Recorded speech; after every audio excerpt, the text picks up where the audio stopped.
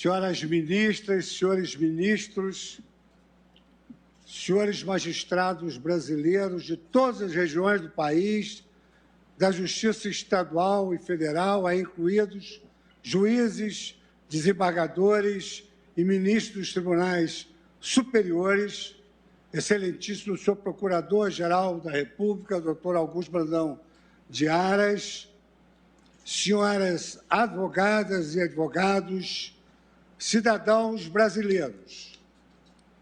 O Brasil comemorou na data de ontem 199 anos de sua independência. Em todas as capitais, em diversas cidades do país, cidadãos compareceram às ruas. O país acompanhou atento o desenrolar das manifestações e, para a tranquilidade de todos nós, os movimentos não registraram incidentes graves. Com efeito, os participantes exerceram as suas liberdades de reunião e de expressão, direitos fundamentais, ostensivamente protegidos por este Supremo Tribunal Federal.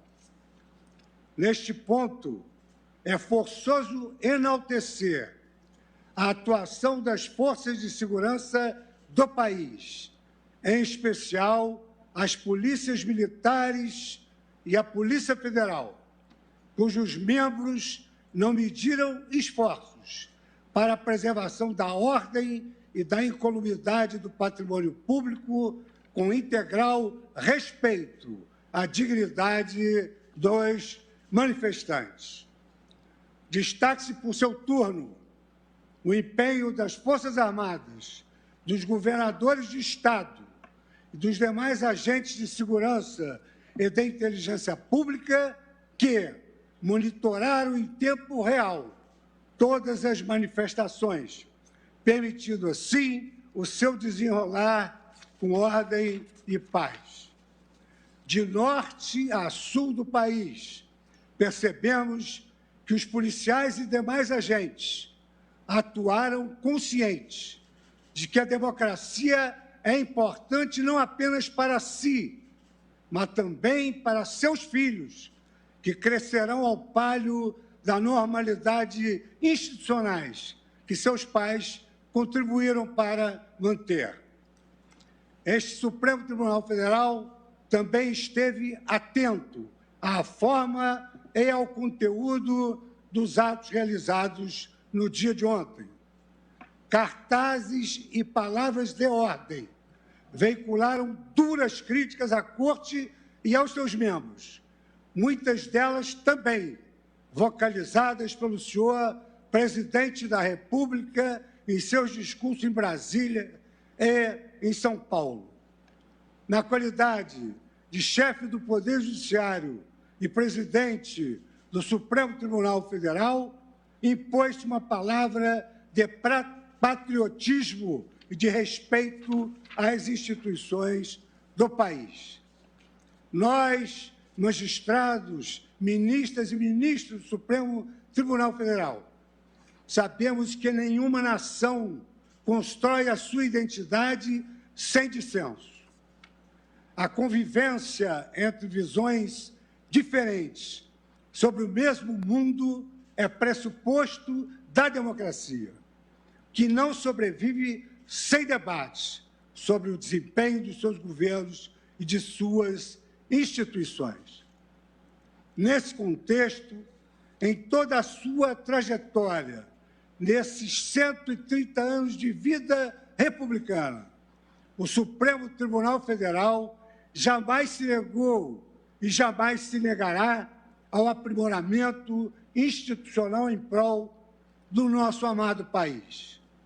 No entanto, a crítica institucional não se confunde e nem se adequa com narrativas de descredibilização do Supremo Tribunal Federal e de seus membros, tal como vem sendo gravemente difundidas pelo chefe da nação. Ofender a honra dos ministros incitar a população a propagar discurso de ódio contra a instituição do Supremo Tribunal Federal, e incentivar o descumprimento de decisões judiciais, são práticas antidemocráticas e ilícitas, intoleráveis, em respeito ao juramento constitucional que todos nós fizemos ao assumirmos uma cadeira nesta Corte.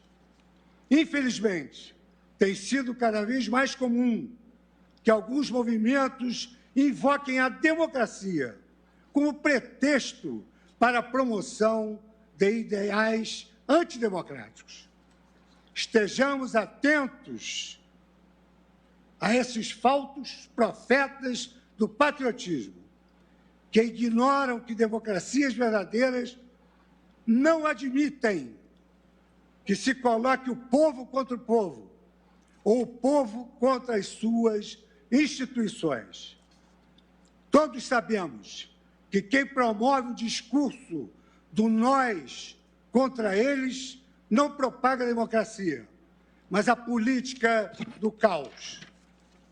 Em verdade, a democracia é o discurso do um por todos e todos por um, respeitadas as nossas diferenças e complexidades.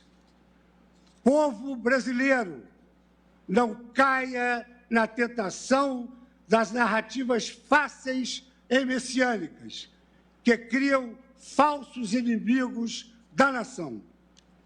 Mais do que nunca, o nosso tempo requer respeito aos poderes constituídos. O verdadeiro patriota não fecha os olhos para os problemas reais e urgentes do país. Pelo contrário, procura enfrentá-los, tal como um incansável artesão tecendo consensos mínimos entre os grupos que naturalmente pensam diferentes. Só assim é possível pacificar e revigorar uma nação inteira. Imbuído desse espírito democrático e de vigor institucional, este Supremo Tribunal Federal jamais aceitará ameaças à sua independência, nem intimidações ao exercício regular de suas funções.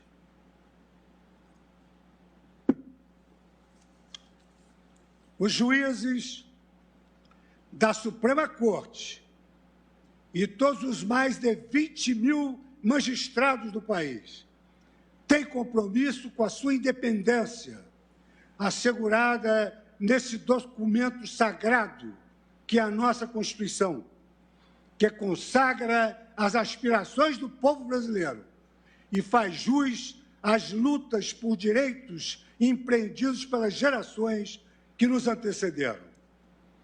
O Supremo Tribunal Federal também não tolerará ameaças à autoridade de suas decisões. Se o desprezo às decisões judiciais ocorre por iniciativa do chefe de qualquer dos poderes, essa atitude, além de representar um atentado à democracia, configura crime de responsabilidade a ser analisado pelo Congresso Nacional. No ambiente político maduro, questionamento às decisões judiciais devem ser realizados não através da desobediência, não através da desordem, não através do caos provocado, mas, de certo, pelos recursos que as vias processuais oferecem. Ninguém fechará esta Corte. Nós a manteremos de pé, com suor, perseverança e coragem. No exercício de seu papel, o Supremo Tribunal Federal não se cansará de pregar fidelidade à Constituição. E, ao assim proceder, esta Corte reafirmará, ao longo de sua perene existência, o seu necessário compromisso com o regime democrático, com os direitos humanos e com o respeito aos poderes e às instituições deste país. Em nome das ministras e dos ministros desta Casa, eu conclamo os líderes do nosso país a que se dediquem aos reais problemas que assolam o nosso povo. A pandemia, que ainda não acabou e que já levou para o túmulo mais de 580 mil vidas brasileiras e levou a dor a esses familiares que perderam entes queridos. Devemos nos preocupar com o desemprego que conduz o cidadão brasileiro ao limite da sobrevivência biológica.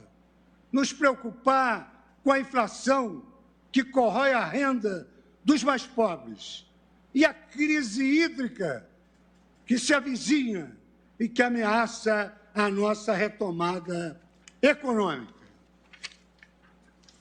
Esperança por dias melhores é o nosso desejo e o desejo de todos, mas continuamos firmes na exigência de narrativas e comportamentos democráticos, à altura do que o povo brasileiro almeja e merece. Não temos mais tempo a perder.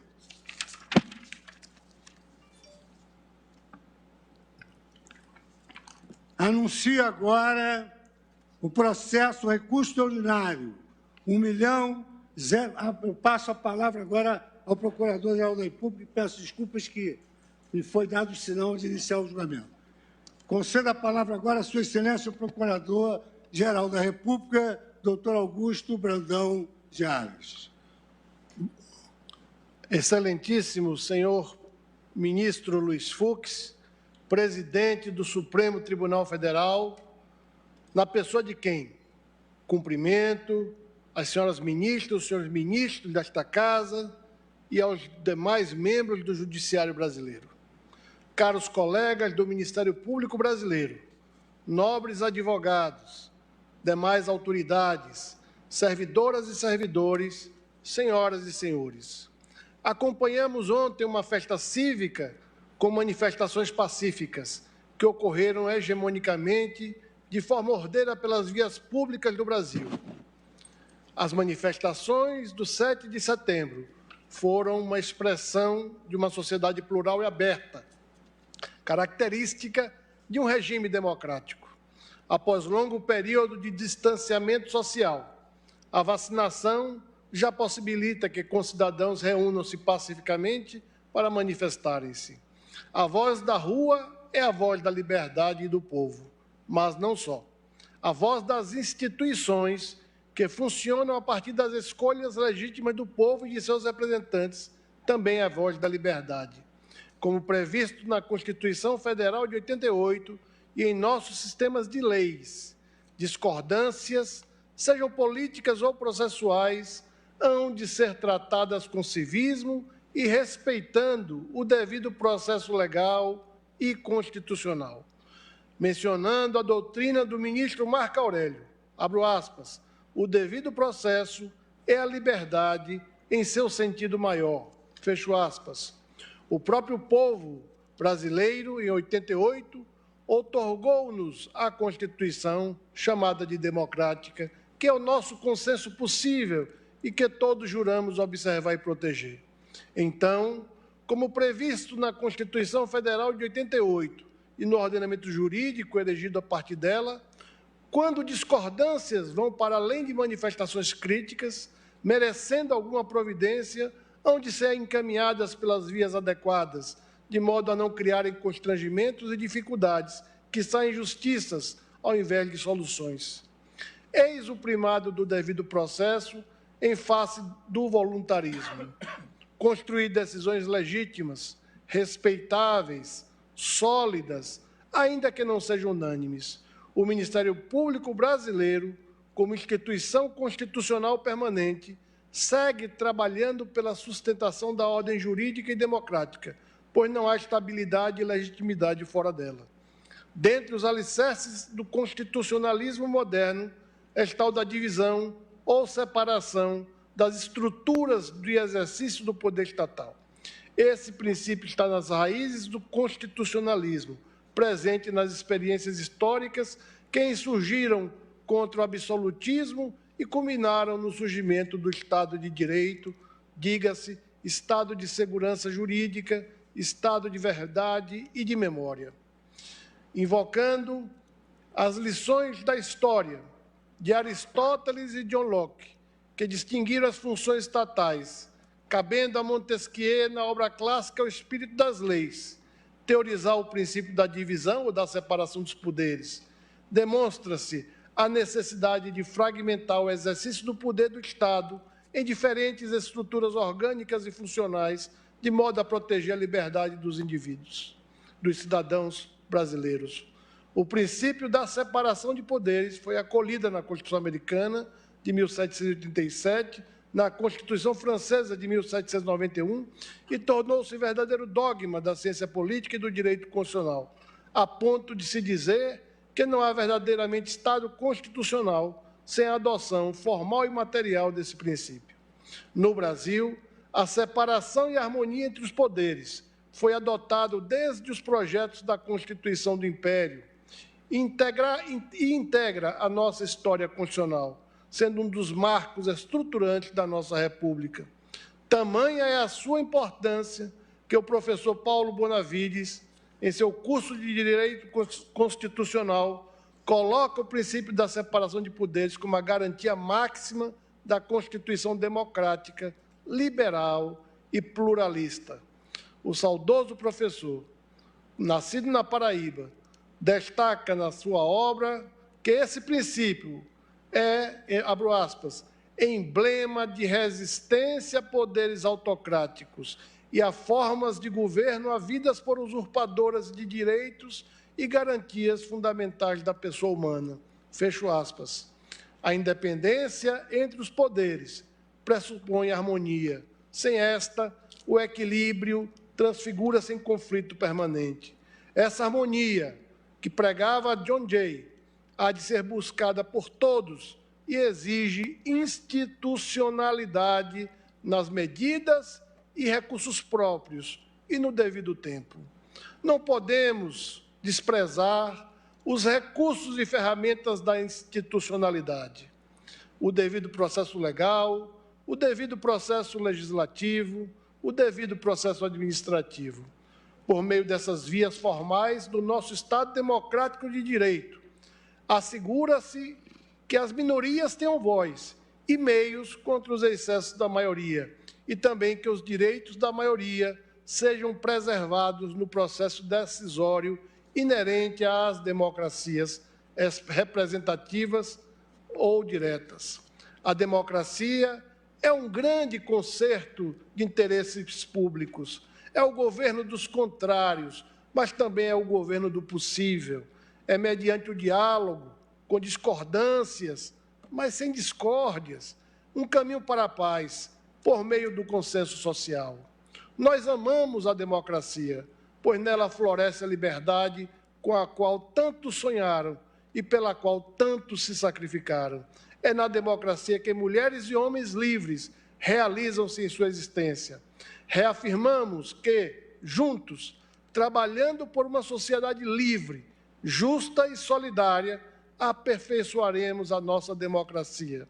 Afinal, como bem disse o doutor Ulisses Guimarães, na data da promulgação da nossa Constituição de 88, abro aspas, a Constituição certamente não é perfeita, ela é própria, o confessa, ao admitir a reforma. Quanto a ela, discordar, sim. Divergir, sim. Descumprir, jamais. Afrontá-la, nunca. Palavras do grande político brasileiro. Fecho aspas. O titular do poder constituinte, o povo brasileiro, por meio de seus legítimos representantes, tem sabido, dentro da institucionalidade, superar os desafios e crises que se impuseram ao Brasil desde 1988. E o Ministério Público brasileiro atua e atuará para quê?